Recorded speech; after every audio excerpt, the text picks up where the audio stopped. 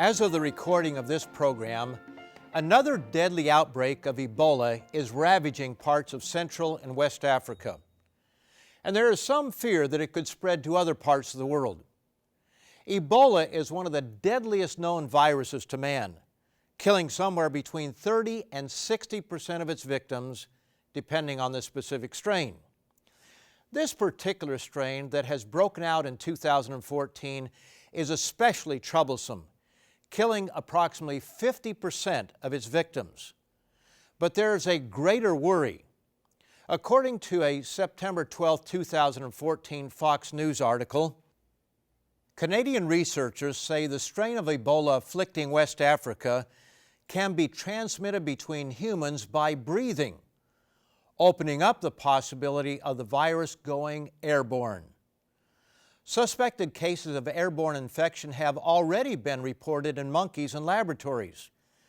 The possibility of it becoming airborne could result in a global spread of the disease, resulting in an unprecedented number of deaths worldwide.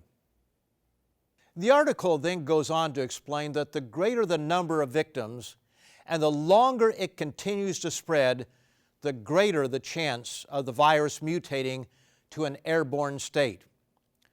Further, the United States Centers for Disease Control and Prevention described the situation as spiraling out of control. To combat this threat, Reuters news agency reported the Bill and Melinda Gates Foundation pledged $50 million on Wednesday to support emergency efforts to contain West Africa's Ebola epidemic, which has already killed almost 2,300 people and the worst outbreak of the virus in history. But will this solve the problem? It may very well help temporarily, but here are some important questions that we ought to be asking. Why do we see this virus rearing its ugly head time and again? Why does Africa experience periodic episodes of this specific disease while other parts of the world don't? What is its true cause? Can it be prevented? And will it always be confined to Africa, or will it someday spread beyond that continent? We can't hide from the fact that any transmissible disease is only a plane flight away from one part of the world to another. Never in the history of man have we been so vulnerable to the spread of deadly pathogens. What would happen if Ebola spread to Europe, America, China, or India? Do you and your loved ones have reason to worry? On today's program, I'm going to turn to an ancient source and prove to you that Ebola, SARS, and many other diseases are entirely preventable.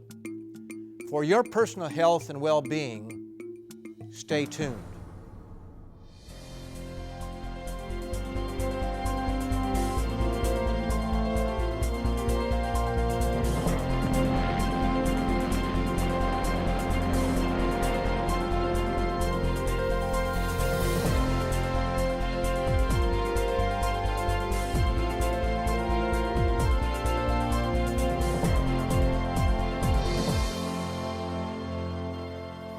Welcome again to Tomorrow's World, where we offer real solutions to real problems facing our world today.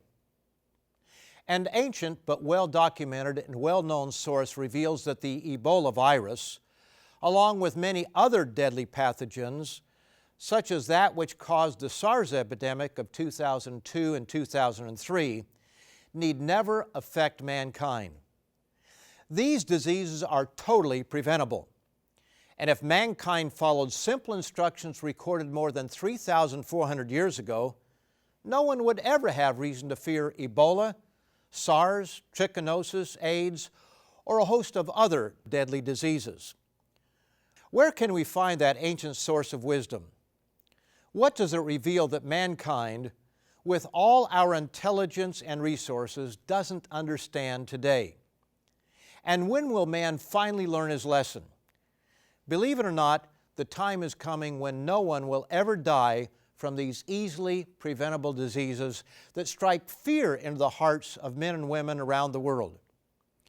Yes, that time is coming, but not until mankind learns his lesson the hard and the difficult way.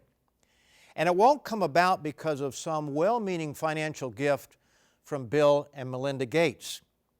In their sincere attempt at overcoming the current problem, while they are helping to stop what has already started, they, along with governments and medical agencies, are missing the mark.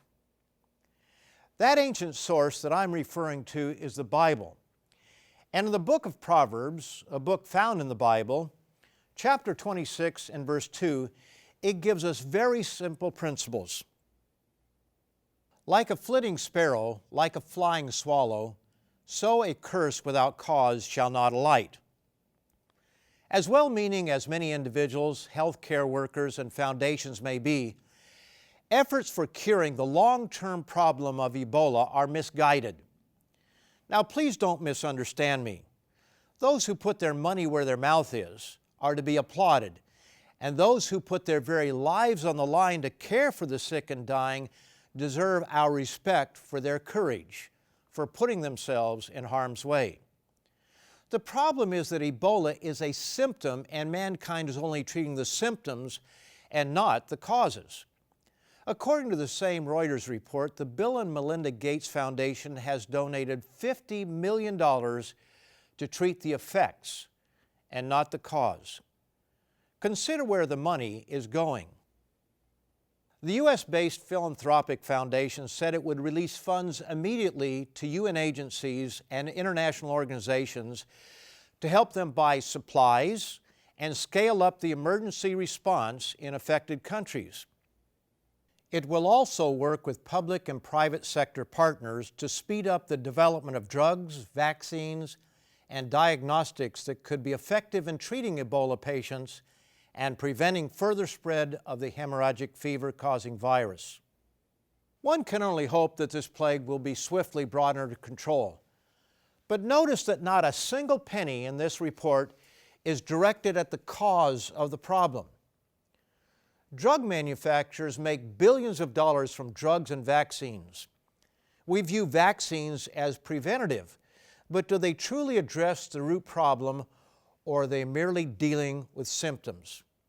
Such efforts may be well-meaning, but they're misguided. The plain truth is that mankind must come to grips with the cause of the problem instead of reacting to the symptoms. The preventative solution to the scourge of Ebola is right education and changed habits. It may shock many, but the cause of the problem is revealed in the Bible, recorded some 3,400 years ago. And if mankind followed its simple instructions, Ebola, SARS, AIDS, and many other diseases would be no more than footnotes in history. These diseases are totally preventable. Scientists and healthcare professionals, national leaders, and philanthropic foundations have failed miserably in educating people with the only true and sure solutions to these problems. It is not as though the causes are unknown. In many cases they are. But what should be the obvious response to the cause is rarely, if ever, applied. So what am I talking about? Remember how quickly the source of SARS was found? Even though this was something new, scientists knew exactly where to look: the meat market. Why? Scientists know from past experience where these pathogens come from and how they enter the human race. They don't look in the grain fields or vegetable gardens. They know these pathogens originate in animals and are transmitted through contact with them. As with SARS, scientists are looking at the meats people eat in West Africa, where Ebola breaks out from time to time. As this eMed TV article explains, the exact origin, locations, and natural habitat, known as a natural reservoir of Ebola virus, remains unknown. However, on the basis of available evidence and the nature of similar viruses, researchers believe that the Ebola virus lives in an animal host that is native to the African continent. They continue to search for the exact animal. And from the World Health Organization, we learned that infection has occurred as a result of handling fruit bats and other bush meat. Ebola is introduced into the human population through close contact with the blood, secretions, organs, or other bodily fluids of infected animals.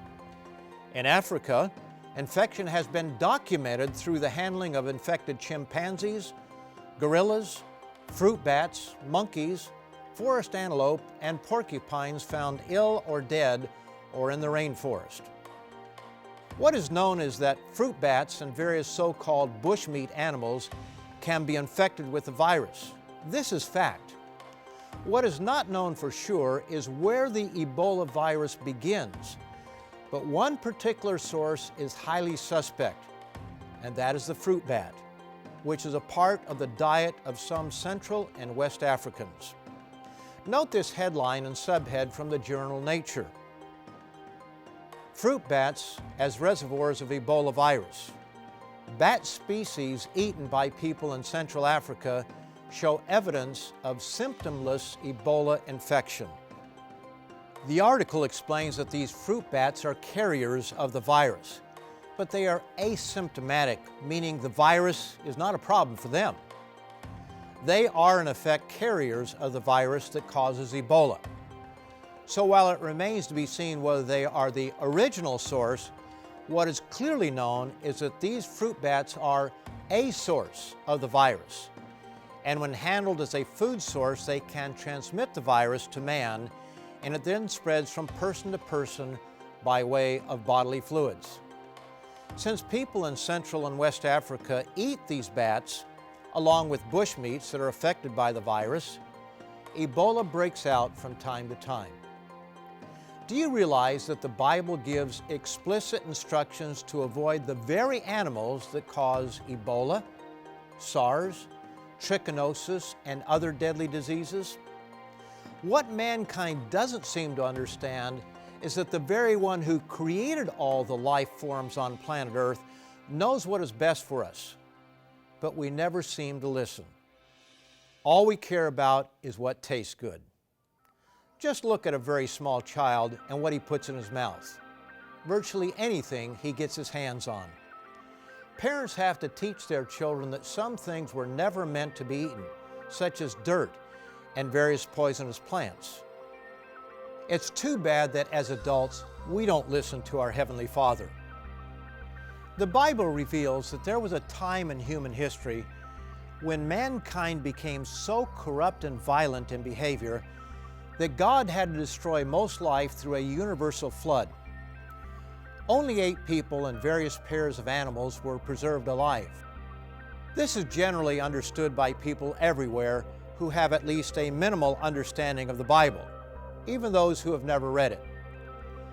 Artistic portrayals show animals of various kinds going aboard the ark 2 by 2, 2 giraffes, 2 elephants, 2 cows, and 2 of various kinds of birds winging their way toward the ark.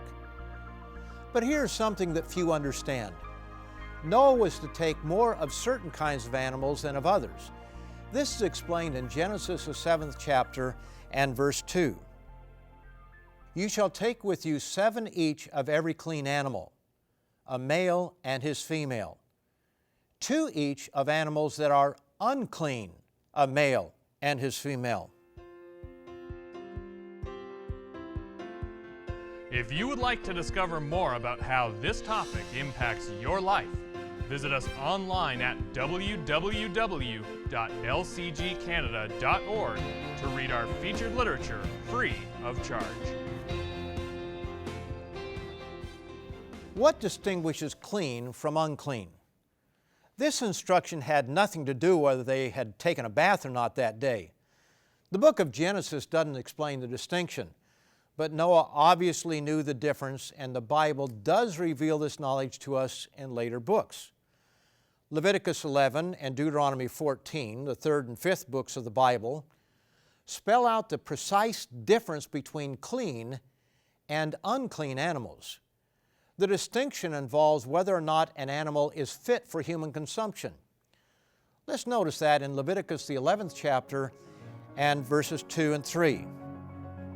Speak to the children of Israel, saying, These are the animals which you may eat among all the animals that are on the earth.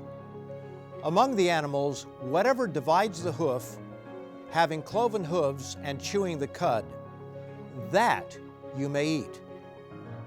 God gave mankind a very simple test to know which animals He created to be eaten by man. They must chew the cud and have hoofs that are split into two parts. Cattle, sheep, deer, and goats are among those that chew the cud and have split hoofs. These are eaten and enjoyed in most parts of the world. The Scripture then goes on to define how to determine which animals were never created by God to be eaten by man. These are called unclean for a reason. They are carriers of parasites and pathogens that can be passed on to man. We find the list in verses 4 through 8. Nevertheless, these you shall not eat among those that chew the cud or those that have cloven hoofs. The camel, because it chews the cud, but does not have cloven hoofs, it is unclean to you. The rock hyrax, because it chews the cud, but does not have cloven hoofs, is unclean to you. The hare or the rabbit, because it chews the cud, but does not have cloven hoofs, is unclean to you. And the swine or the pig, though it divides the hoof, having cloven hoofs, yet does not chew the cud, is unclean to you. Their flesh you shall not eat, and their carcasses you shall not touch. They are unclean to you. God also created sea life with two simple characteristics that would indicate whether or not they are clean. They must have both fins and scales. If they are missing one or the other, they are unclean and not fit for human consumption. Many sea creatures are commonly consumed around the world which God never intended for man to eat. When we consider the nature and habits of these so-called delicacies, we find, as Dr. Douglas S. Winnail explains, that we are eating nature's cleanup crew. Regarding clams, oysters, mussels, and scallops, he points out, as stationary filter-feeding mollusks, they pump large amounts of water over their mucus-covered gills, trapping tiny pieces of food, silt, plant debris, bacteria, and viruses, which they then eat. As a result, mussels and other animals feeding on microscopic particles are the ultimate scavengers of the sea. Filter-feeding organisms are the vacuum cleaners for aquatic environments. Their role is to purify the water. Shellfish such as clams and oysters are marvelous creatures in that they clean our oceans and rivers by filtering out toxins from the water. But when we eat them, we take those filtered toxins into our bodies. The United States Center for Disease Control says, oysters and other shellfish are common sources of foodborne illness. Be sure to cook them thoroughly before eating them. While animals and fish must each have two very easy-to-discern characteristics, clean or unclean birds can be known by comparing the examples given in Scripture. Here's what we read in Leviticus, the 11th chapter, beginning in verse 13, concerning birds and other flying creatures. And these you shall regard as an abomination among the birds. They shall not be eaten. They are an abomination, the eagle, the vulture, the buzzard, the kite, and the falcon after its kind, every raven after its kind, the ostrich, the short-eared owl, the seagull, and the hawk after its kind, the little owl, the fisher owl, and the screech owl, the white owl, the jackdaw, and the carrion vulture, the stork, the heron after its kind, the hoopoe, and notice this, the bat. In his treatise titled, Don't Eat the Cleanup Crew, Dr. Winnail explains the following regarding birds and flying creatures. Essentially, all the excluded fowl are either birds of prey or scavengers like vultures and seagulls. Their dietary habits of eating the flesh and blood of their prey, or carrion, make these birds potential agents for transmitting disease. Predatory fish-eating birds tend to accumulate high levels of toxic chemicals in their bodies.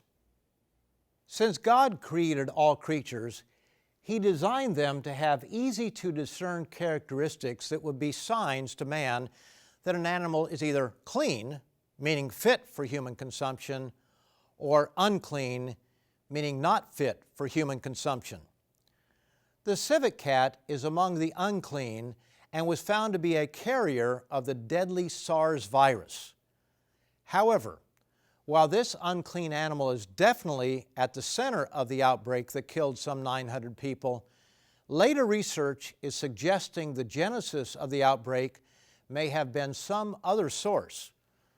From a September 12, 2005 article in the magazine Science, we read of the connection between bats and SARS. In searching for a reservoir, a microbiologist at the University of Hong Kong and his colleagues sampled monkeys, rodents, and several species of bats in the hinterlands of Hong Kong. The SARS-like virus was found in 39% of swabs collected from Chinese horseshoe bats, which are both eaten and used in traditional Chinese medicine. This seems to be corroborated by another study. The CBC, that is the Canadian Broadcasting Corporation, reported on this American study. U.S. researchers were not the first to suggest bats were the source of SARS, but said that they had done the largest and most comprehensive analysis of the origin of coronavirus, which causes SARS. The researchers studied genetic data from hundreds of virus samples taken from humans, various bats, civets, raccoon badgers, and pigs. The researchers found that the SARS virus traveled from bats to humans, to civets and pigs, and late in the outbreak, back to humans. What is interesting about this report is that every animal along the chain is biblically unclean. If Chinese and American researchers are correct, the twin scourges of SARS and Ebola can be traced back to the handling, preparation, and consumption of bats. Animals eat primarily by instinct. They don't have to be taught. Crabs and lobsters eat any kind of dead creature they come across. Pigs and dogs will consume their own waste. Crows and vultures enjoy what we commonly call roadkill. As mature adults, we wouldn't think of eating these things, but a very small child may sample them if left to himself. This is why loving parents guide their children in what is good for them, teaching them that taste is not all that counts. Some things taste good and are also nutritious and beneficial. Other things may taste good, but can make us sick or even kill us. Some make us sick and can kill quickly, while others make us sick and accumulate cancer-causing toxins over a period of years. One danger found in unclean animals is that of parasitic worms that can be transferred to humans. These parasites may be harmless to the host animal, but they can be harmful and even deadly to humans who inadvertently consume them. Trichinosis is a small worm that lives in the muscle tissue of pigs, bears, rats, and some other animals. Sickness and even death caused by this hardy worm is still a major problem in much of the underdeveloped world, but is considered rare in most developed countries due to strict standards of what can be fed hogs and knowledge among the general population that pork products should be thoroughly cooked. Yet, as the famous American actor Yul Brynner, who played Pharaoh in the movie The Ten Commandments, learned, it can still be found even in the finest restaurants. A July-August 1982 Saturday Evening Post article had this to say about this hardy parasite. Although medical science is unable to terminate or even lessen the severity of an assault of trichinosis, no disease is easier to dodge. There are several dependable means of evasion. Abstention from pork is, of course, one. It is also the most venerable, having been known, vigorously recommended, and widely practiced for at least 3,000 years. Some authorities, in fact, regard the Mosaic proscription of pork as the pioneering step in the development of preventive medicine. The Bible labels certain animals fit for human consumption, but when men improperly care for them, even those animals can cause disease in humans. For example, when British cattle were fed processed animal flesh mixed with grain, something cows would never eat on their own, the results were disastrous. BSE, more popularly known as mad cow disease. And there are many other unnatural processes used in the production of animals otherwise fit for human consumption. Now, if you'd like to learn more about this subject, go to our website that will be shown momentarily, where you can read or download a pair of articles titled, "Do You Really Want to Eat That?" and "Don't Eat the Cleanup Crew." These articles were written by Dr. Douglas S. Winnail, who received his doctorate in public health. You can't change the world, but you can change the way you take care of your own body. So for your health and well-being, and that of your loved ones, be sure to check out these two articles right away. And please come back next time to Tomorrow's World to learn more hidden truths found in the Bible. See you next time. If you would like to discover more about how this topic impacts your life, visit us online at www.lcgcanada.org to read our featured literature free of charge.